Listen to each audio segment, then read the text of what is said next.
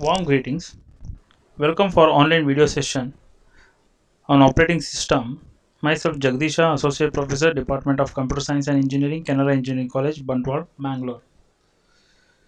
So in the last class we saw the third module about deadlocks.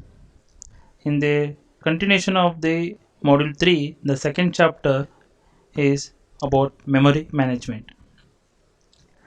So module 3 second chapter memory management. So we cover about swapping, contiguous memory allocation, paging, structure of page table, segmentation, and an example of Intel Pentium.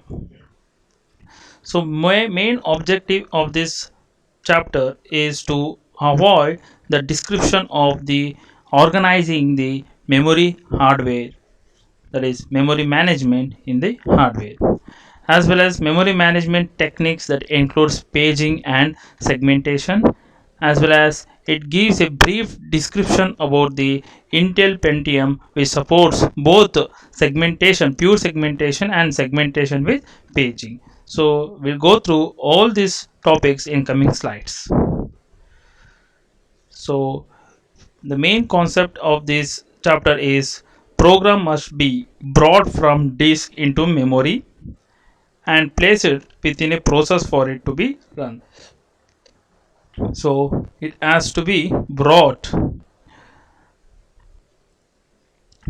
Program must be brought. Program here is nothing but the process has to be brought from the disk into memory and placed within a process for it to be run.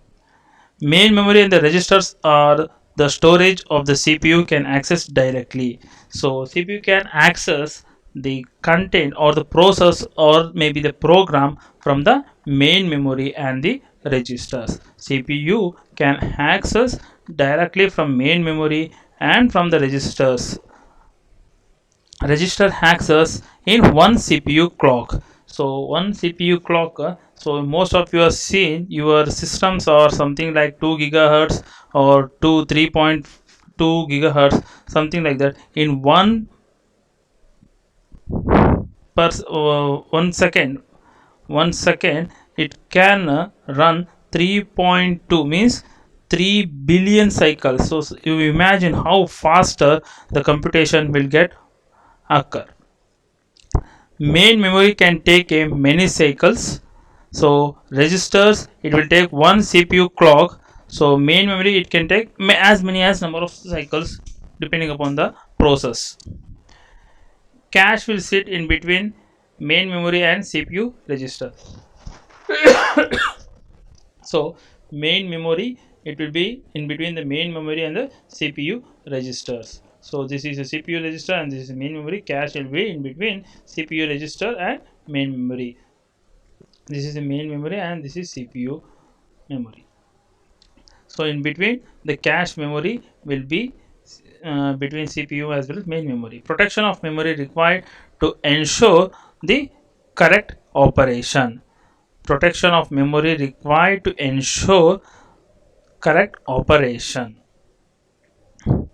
So protection to a memory is very much required to give a better result during the execution. So how the protection will be given to the process during the execution of the process in the CPU.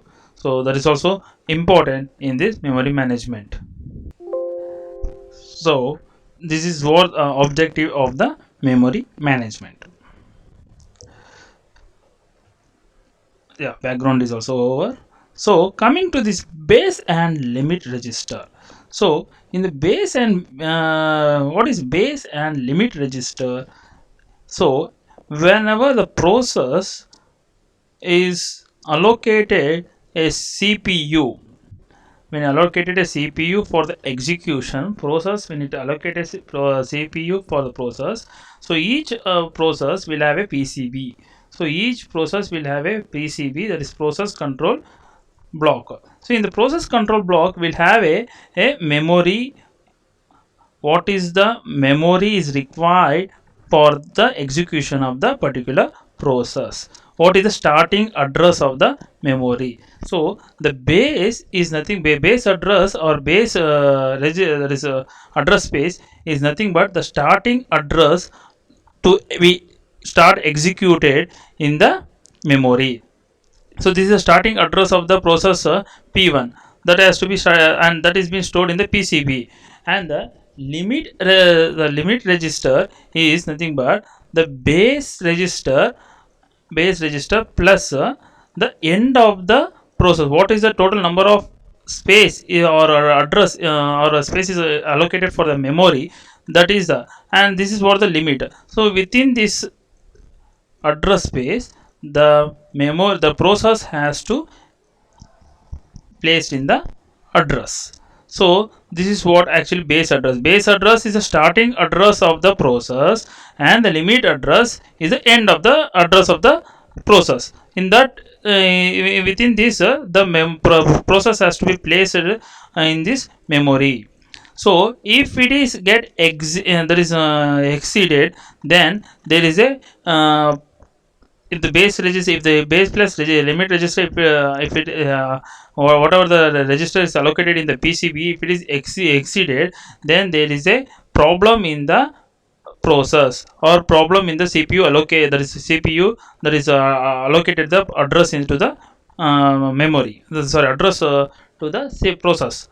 So this is what actually one thing here you people to understand here is what is the base register and the limit register. So base register is the starting address of the process to be executed during the execution of the CPU. So this address will be register given in the PCB, that is process control block. And what is the end address of the register, that is process. So this is what the base plus limit. So this should any of the process, if it is not, it should not exceed base plus limit register during the execution of the CPU, during the execution of the CPU process. So base and limit register defines the logical address space. So for example, if any of the processors that is base register is something like 3002, and limit register something like it has to be executed around 44k, that is for 44 kilobytes. Then if you had this this process should be allocate or should be get ended within this register. This is nothing but the base plus limit. So this is limit and this is base, this is base and this is limit. So any of the processors, if they that is to be get executed in the CPU cycle, then this should not exit, that is the memory should not be exit both base plus limit register. So this is what actually a base plus limit register that defines in the logical address space. So this is a logical address space to be stored in the memory. Then there is a logical, there will be physical address. So physical address will be separate. So this is a logical address 346. Then in the physical address will be managed by the memory management unit. So memory, there is a separate memory management unit hardware is there that will manage the physical address as well as logical address to store that process in the memory. So this is what about the base register as well as limit register.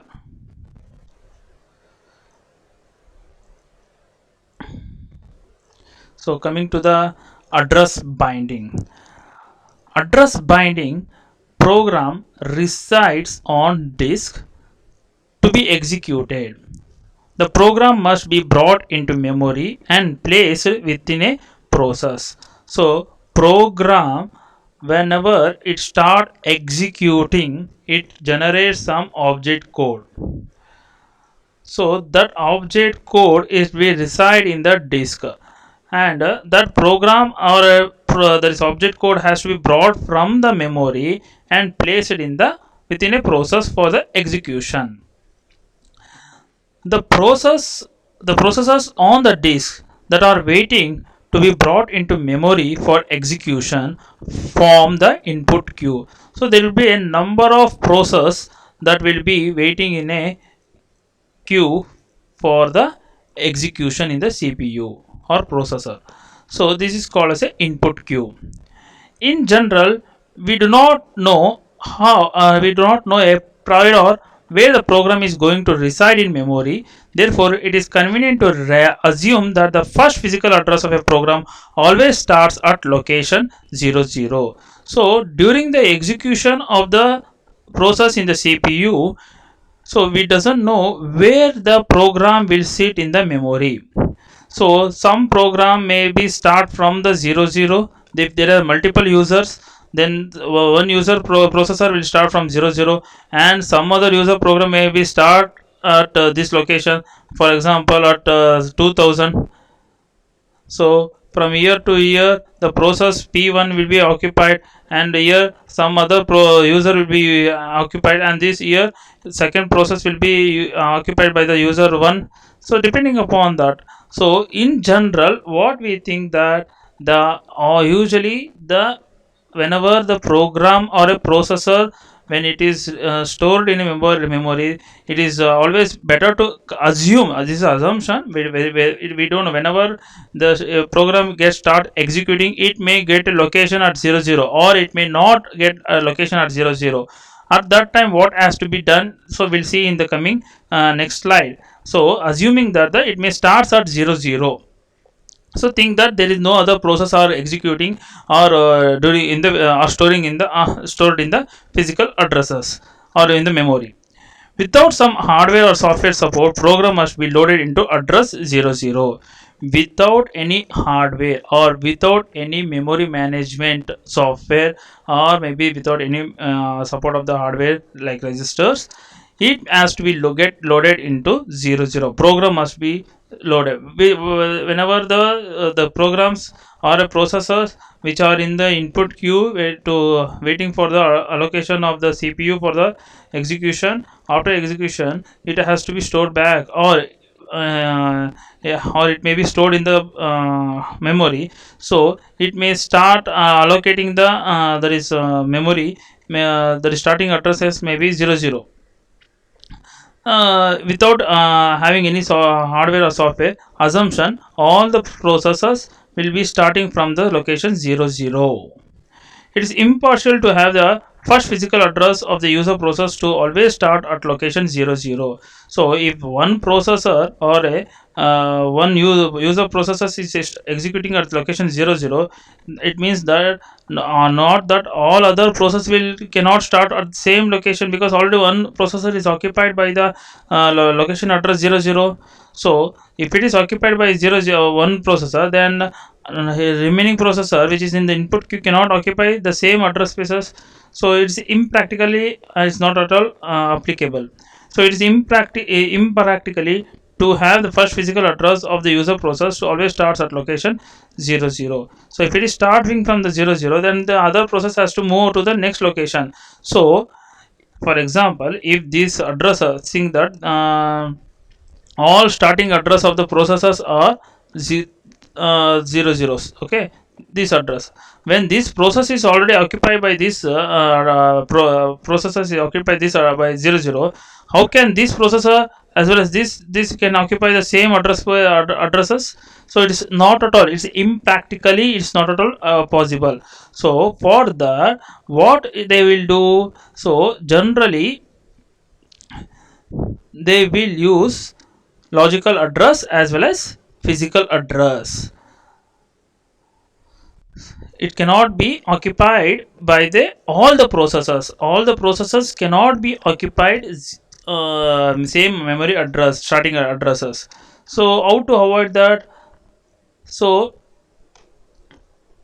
yeah, so impractically it cannot be possible to give the same address location 4040s. So binding of instructions and data to memory, so it is better to bind the instruction. For example, if any of the processors, if they ask first load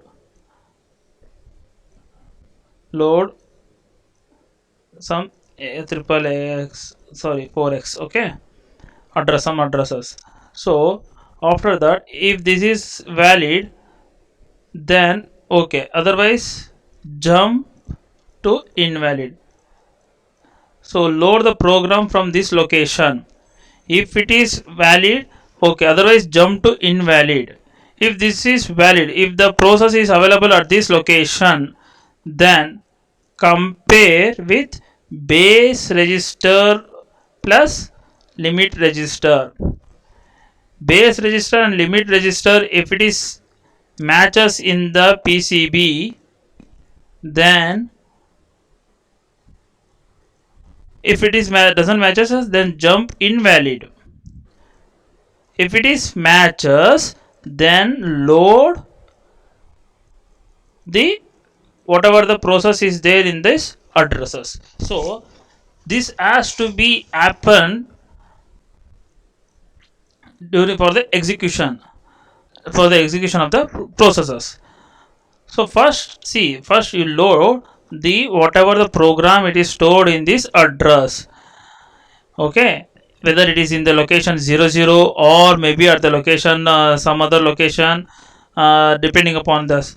Then jump invalid. If it is not at all there at this location, process P1 is not at all at this location, then jump invalid. If the process here are at this location, then compare with the base register and the limit register of in the PCB. If doesn't matter matches, then invalid. If it is matches, then load actually from that location. So this is what actually happens during the address binding. So here instead of that is giving the actual address, for example, start the processes at the sorry, for example, process P1, it may start at the location 2000, okay. So then next instruction will be starting at the location, that is next location is from 2080. So if you give the instructions like this, then process P0 may occupy the location 2000. Then how P1 can also occupy the location at 2000? So address binding is needed at this point of time. So why you require address binding? So here we're going to store the logical addresses, something logical. We'll see it in the next coming slide, okay.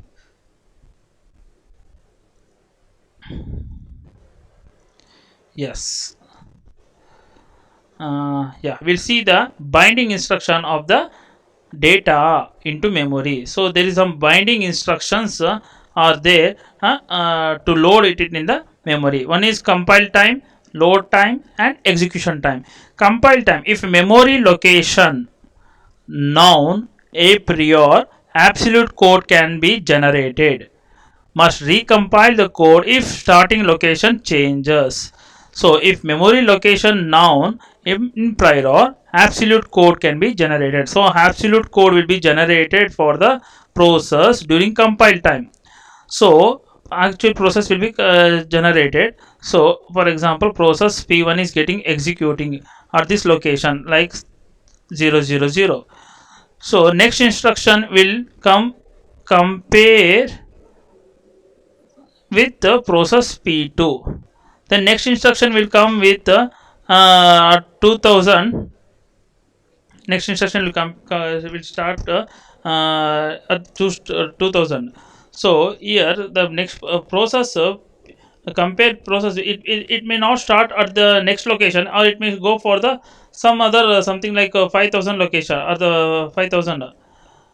So once again it when it compare with the process or some instruction will be given here, some instruction when it compare. So it can at the time the next process will occupy the starting location. So it cannot be when the next instruction it can be start from the 2008. So what we are given here, something like 2000, now it is jumping to the 2008. So this is something like very difficult during the execution of the number of multiple users. So if it is single user, then no problem. If the multiple user, during the compile time, it's we keep on changing the address location. So it's very difficult during the compile time. So load time must generate a relocatable code if memory location is not known at compile time. So during the load time must generate a relocatable code if memory location is not known at compile time. If the memory location is not at all known, then it is better to have a relocatable code. We'll see it in the next coming slide. Execution time binding delayed until runtime if the process can be moved during its execution from one memory segmentation to another. Need hardware support for address map. So here we require a hardware support like registers is required for the execution time. So where we can easily have a base registers and a limit register for the processor.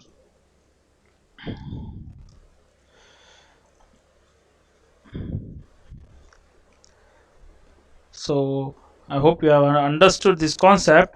We'll move to the next multi-step processing of a user program. So you have compile time, load time, execution time for the source program. So source program will compile or assemble compile the processor, that is source program. So for the compile, after compiling, it requires some objective code along with some other objective modules. So other objective modules is linked with the editor, linked editor. Then it will during the load time, so it loads the some modules as well as system library. So it will load the system library as well as load module in the loader. So dynamically loaded system library, so some of the library is required during dynamically, so it will be during the execution time it can access during it can be accessed by using during execution time dynamically loaded system library and it dynamic link the in the memory binary memory images. So multi-step processing of user program, source program will compile it and it will be combined with object module as well as other object module to the linkage editor. This will be happen during the load time. Then during the load time it will load the module along with the system libraries to the loader. Then during the execution time, that will dynamically loaded system, that is some of the libraries during the execution of the program it may require, that will be accessible during the dynamic linkage and creates a memory images. So this is the multiple step processing of a user program. Coming to the logical versus physical address spaces, the concept of logical address spaces that is bound to a separate physical address space is central to proper memory management. The concept of logical address space that is bounded to the separate physical address spaces is central proper management memory management. So physical address is being managed by the memory management. Logical address is generated by the CPU, also referred to as a virtual addresses. So logical address and virtual addresses are generated by the CPU. Both it looks similar, so some little bit of changes will be there in the some of the addresses, and that both are generated by the CPU itself. And physical addresses are generated or been seen by the memory unit. So MMU, that is memory management unit, will be generated the physical addresses. So for example, CPU will generate the logical address.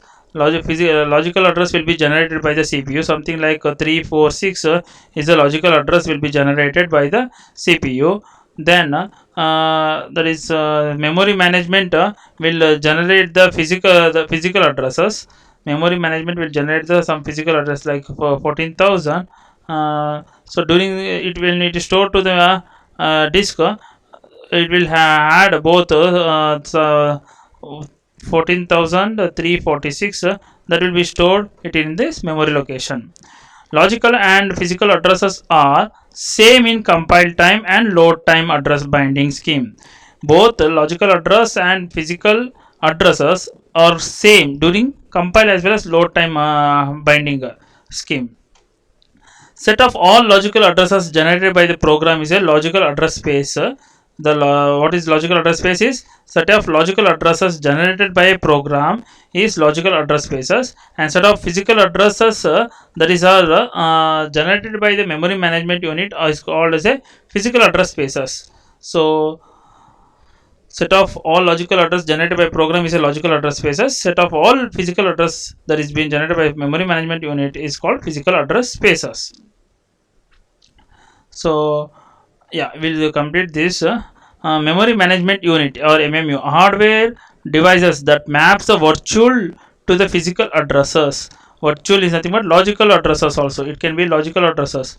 Hardware devices that maps the logical or virtual to physical addresses. In memory management scheme, the value in the relocation register is added to every addresses generated by the user processes at the time when it is sent to the memory. So we'll see that in the next diagram. The user program deals with the logical addresses. It never sees the real physical addresses. So user program, it will, whenever it generates only the physical address, logical addresses. So actual physical addresses something like it will be 14,346. This is one example. So it's going to see only the logical addresses. It won't see the physical addresses where it is stored in the memory location. So for example, it is let's see the dynamic relocation using a relocator registers. So this is what we call as a logical addresses, and during the when it is stored in the memory management, so memory management addresses is generated 14,000 during the relocation register. When it had its actual address is 14,346, it will be stored in the this location. So by this we'll stop this video lecture.